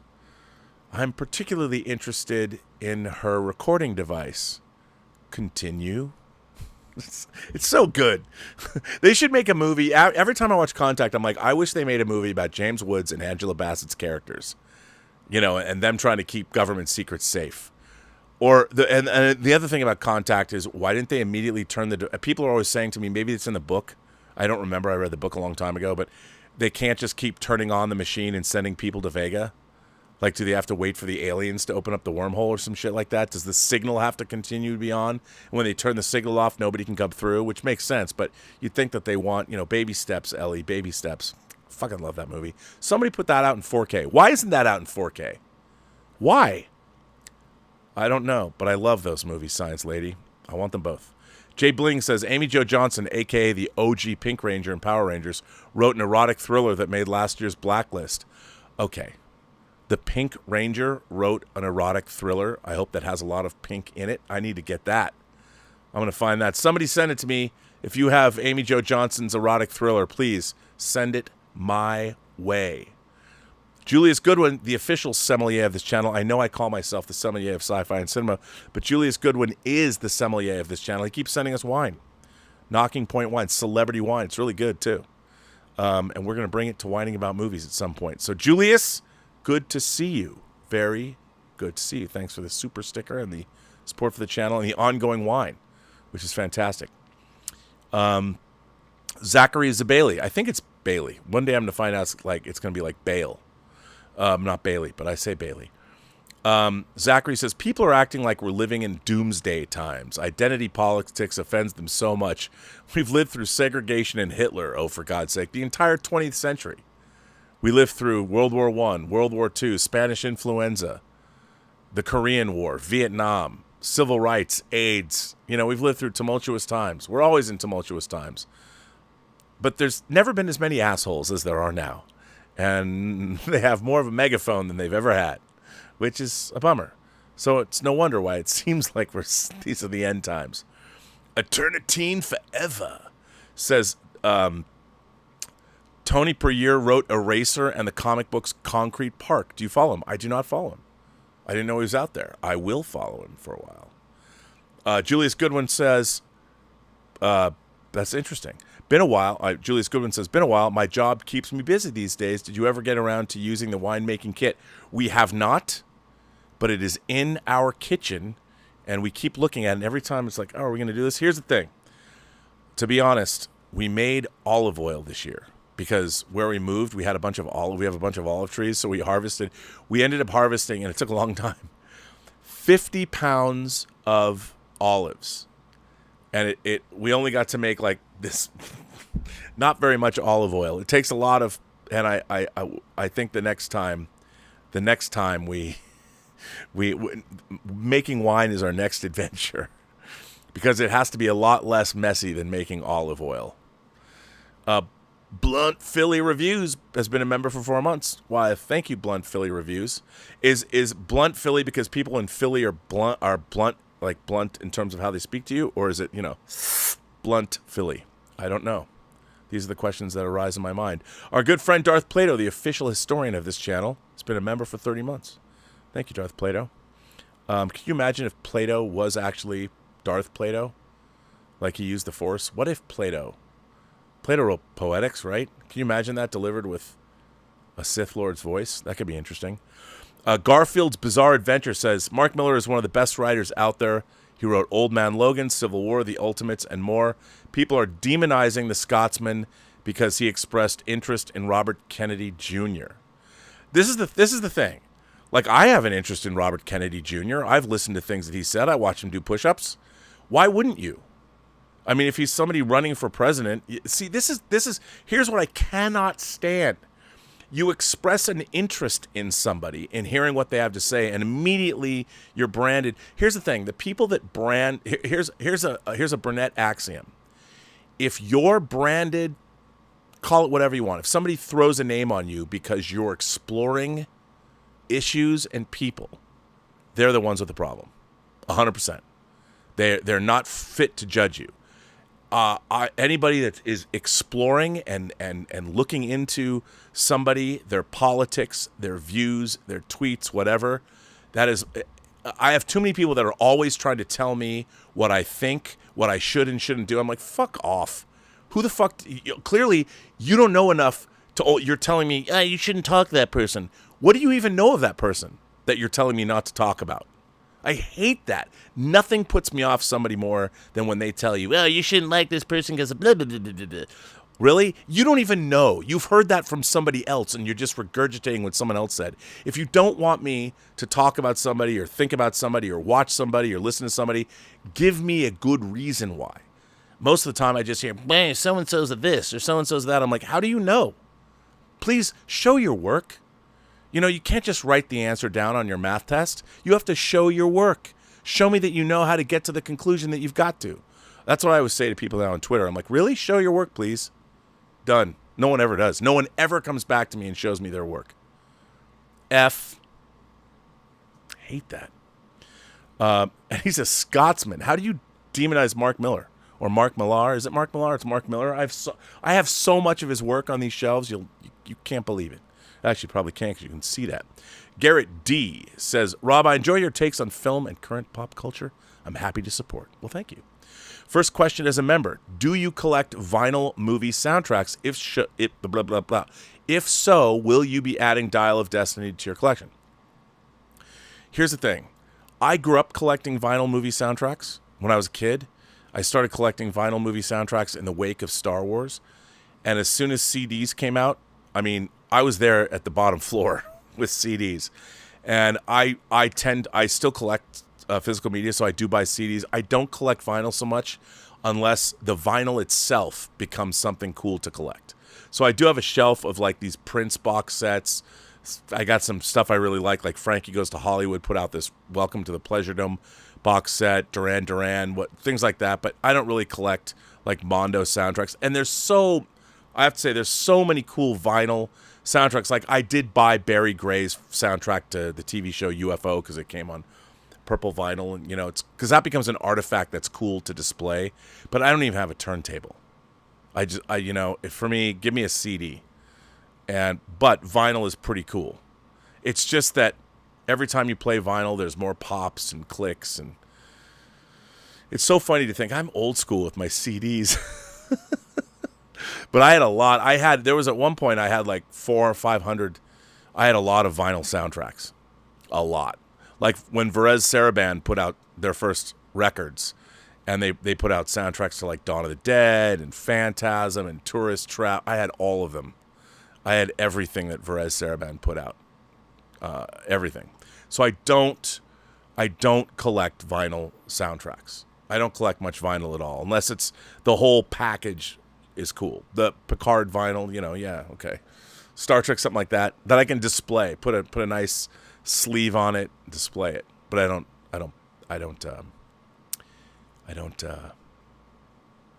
collect vinyl anymore. Football Frequency says, I'll watch that movie. Thank you for setting a bar. I try. Science Lady says, have you ever read the Orion fantasy book series? I have not. I have not. I'll have to look into that. I don't know that one. Will Johnson-Sasso says, Rob, would you ever write a Free Enterprise sequel? We did. We were 2 days away from shooting the sequel to Free Enterprise, and our financing fell through. It is a sad story. 2 days away from principal photography. Our sequel was called Free Enterprise, The Wrath of Shatner. Not Free Enterprise 2, just Free Enterprise, The Wrath of Shatner. I have the screenplay right on my computer. Yeah. And Malcolm McDowell was in it. Pam Grier was in it. William Shatner was in it. Alas. What can you do? Zachary Zabailey says, what are your favorite revenge films? Man on Fire. Man on Fire is pretty good. My favorite revenge movies. I do love the movie Revenge that Tony Scott directed. And there's another film that recently came out that I guess would fall in the rape revenge genre called Revenge. There's a lot of movies about, I have to say, flat out say it, Dangerous Liaisons. Great revenge movie. It's a great revenge movie. And there's two versions of it. You can watch Milos Forman's Valmont, or you can watch Dangerous Liaisons with Glenn Close and John Malkovich and Uma Thurman. Let's start with a few Latin terms. I love that movie. Valmont's a little bit more upscale one, but if you want to have a fun time at the movies, Dangerous Liaisons. I love that film. It's great. But Man on Fire is a great movie. It's really great. And I don't know. There's so many great revenge movies, though. You know, I mean, there's the Death Wish series is, you know, revenge. The whole there's so many. I mean, I'd be hard pressed to come up with. I'm kind of drawing a blank, but there's so many revenge movies that. I mean, if you go back and you think Thriller: A Cruel Picture, the Swedish version, the X-rated version, that's a good one. I don't know about favorites though. There's so many. Oh, Orion is written by Ben Bova. I have not read that. But my favorite books about Mars are Kim Stanley Robinson's Mars series, Red Mars, Blue Mars, and Green Mars. Those are my favorites. If you guys want to read some epic Martian science fiction, read. Those books are so much fun to read. Read Kim Stanley Robinson's Mars series. I mean, it's right up there in the pantheon of great modern. Well, I guess it's not so modern now, but it's great. If you want to read, those books are so very good. Fred Hensley says Rob even tasked to write Forbidden Planet so that Leslie Nielsen could have exercised his full Naked Gun comedic chops. Who do you cast for? Oh my God, who do I? Well, there's so many people. Like if you were to do, that's actually a really good idea. Forbidden Planet as a Naked Gun type comedy. I mean, who would you cast as Robbie the Robot? Man, okay, I can't come up with something. It's too hard to come up with something on the fly. But to sit down and come up with that, what a great... now I'm obsessed with a comedic version of course, that would be a comedic version of Shakespeare's The Tempest. But that's a great idea. A comedic version of Forbidden Planet. Wow, I don't know, man. You know, I guess you'd have to get Ryan Reynolds to play the Leslie Nielsen part. You know, you'd have to get to play the captain. And I love this idea. I'm obsessed with this idea. But I you know what? I'd have to take a while to come up with that. I'd have to come up with a good cast. Will Johnson-Sasso says, Rob, follow up. How the hell can we help get Free Enterprise 2 made? That's now ranked up there with Duel of the Fates as the films I want to see made. Well, it would be tough. It'd be tough to do it now because Shatner's older. It could still be done. I really like the script. I thought the script is much more broad than the original Free Enterprise, and it's much more of a movie.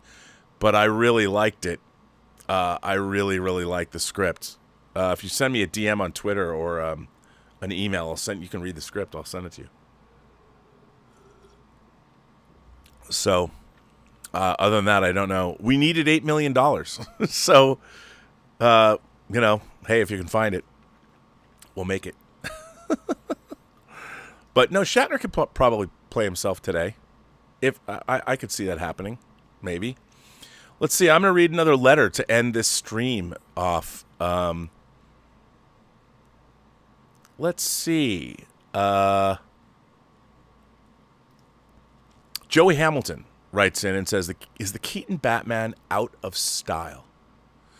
Hi, Rob. Now that the numbers are in and The Flash has bombed without question, I find myself scratching my head about one aspect of this story.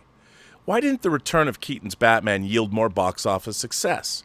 After Spider-Man No Way Home injected an extra $1 billion into the Spider-Man franchise, mostly but not entirely due to the return of classic Spider-Man characters, the biggest being Tobey Maguire's Peter Parker, I would have all but guaranteed The Flash would do similar numbers. Sure, the DCEU was and still is in disarray, and Ezra Miller is in the news for all the wrong reasons. The Flash isn't a particularly popular superhero in the mainstream and so on, but still, Michael Keaton is back as Batman. Just sounded so surprising and nostalgic. I ignored all the naysayers, expecting all to be proven wrong, but it turns out I was wrong. So was I, to be honest.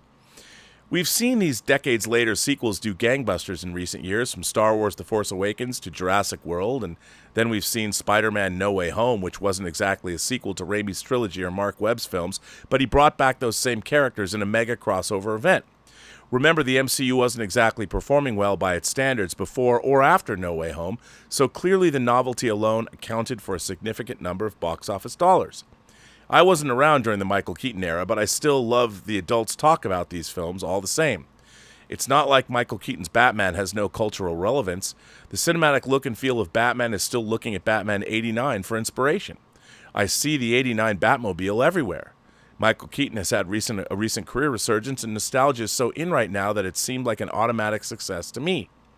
Keaton was plastered all over the marketing, from almost a misleading use in trailers to sometimes overshadowing Barry Allen on the posters. The movie was marketing as a Flash Batman Supergirl crossover, which it really isn't as much as it is a Flash movie that includes multiverse versions of those characters in the second and half and third acts. The Batsuit was faithful to the Burton era. The iconic Danny Elfman music was in the trailers. The Batcave was back. They seemed to hit every button the right way. I don't get it, Rob. My understanding was always that the general population didn't care about Ezra Miller's shenanigans, didn't care about the DCEU, didn't care about the Flash, but they did care about Michael Keaton's Batman returning, particularly adult males over 40. Maybe that was the problem. Well, I think you nailed it there. I mean, here's the thing. We, in this movie pundit nerd space, imagination connoisseur landscape that we all live in, we are very insular in terms of the things that we like, the things that we want. I think outside this bubble, Michael Keaton's return was kind of like, because remember, that movie came out in 1989. So we're 35, what is it? More than 35, 37 years, 89, 99, 2009. So we're 34 years out from that film. So it's, that's a long time. And, you know, even if you were 10 years old, or you probably saw Batman if you were 10, but I think that you have to, here's the thing, I'll tell you something. Here's the thing about Batman. It was so awesome when it came out, but the movie itself, I don't think people love the movie. Both movies are kind of weird. They're kind of baroque and strange. And I don't think that they have, they haven't aged well. I think when people, especially since the 2000s, we've now had 23 years of movies like X-Men and beyond, Spider-Man, Daredevil, Elektra, Ghost Rider, the entire MCU, the DCEU. The style has moved on of superhero films. And I think when you go back and you watch Batman, younger audiences are not as necessarily enamored of it. And something that's analogous would be like Top Gun. Top Gun made $1.5 billion or something. But even now, when you go back and watch Top Gun, even younger audience, because it's such a product of its time. It's like peak 80s MTV cheese. So even people today can go back and watch the movie and laugh and have a lot of fun with it. Whereas Tim Burton's Batman, as much as I appreciate it, it's still very baroque.